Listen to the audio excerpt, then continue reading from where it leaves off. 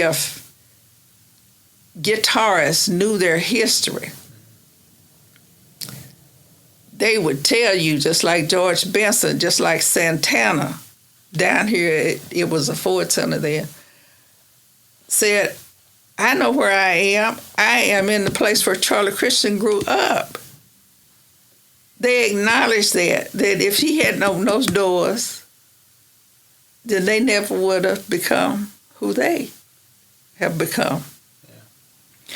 And so it's a not so well guitarist who doesn't know who Charlie Christian is. And as far as I can see, as long as the guitar is played, Charlie Christian will be remembered into perpetuity. And I don't see any end to manufacturing guitars, because everybody loves them. I mean, I don't care if it's gospel. You'll see it at the church house. Yeah. You'll see it at the nightclub. You'll see that guitar everywhere. And he brought it to life.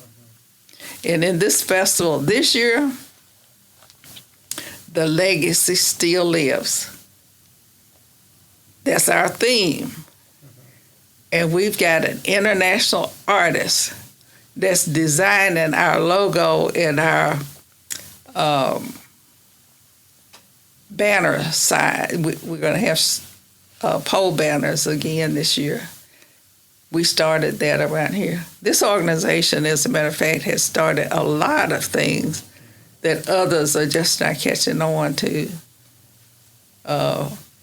But, you know, it's kind of hard when everybody's trying to take your stuff and run on down the street and really don't want to give you credit or the respect of saying, once in a while, you know, somebody will come back and they'll say, oh, Anita, you know, here's what I got with what you gave me.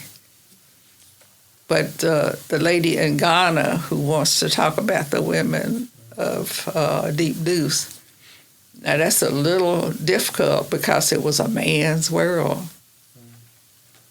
But there were some, like Zia N. Page Bro, who taught Charlie Christian and all those other famous people, and who ended up being a good friend of Duke Ellington, who came back here for her service when she died. And there were other women on Deep Deuce, Roscoe Dungee's sister, Drusilla Dunjee Houston, who was a strong advocate for women, and but her brother was the one that got all the publicity because it was a man's world, and he did have a vehicle to report the news and to get it to the community. And I worked briefly for Roscoe Dunjee when he had the Black Dispatch in between children. When I was pregnant with my oldest daughter, I used to run little articles in there to the Black Dispatch because I also belonged to a modeling club at that time. And so one day I went in to see Mr. Dunjee to see if he'd put an article in the paper, and he asked me what I was doing these days, because he didn't know me, but he would see me come in. And I said, well, I'm on maternity leave from Western Electric Company. And so he said, well, I got a little job I want you to do for me. And I thought, what? I'm just running in here, bringing little articles. And that was when W.P. Bill Atkins had a paper, and he was the one that created that mall out there in Midwest City. He was running for governor. And he told me he wanted me to go down and work in the Democratic headquarters which was at Central Bank at the time. And I said, well, what am I going to do? He said, well, I want you to work here in my office first. So he had me typing up all of this stuff, you know, because I could type. And then he started sending me out on assignment to go over there, go over to the Republican headquarters and get their literature so we could see it, and then we can put this. And I thought, this is nerve-wracking. You know, I didn't think I was going to be doing all that.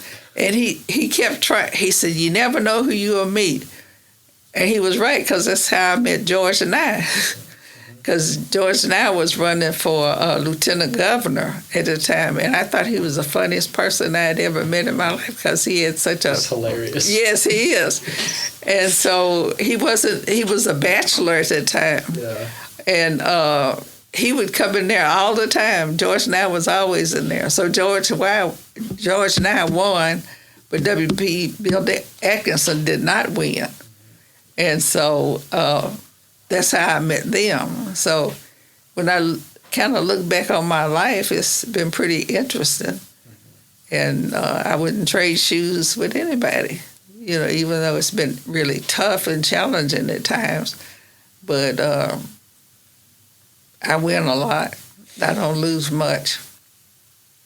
I do.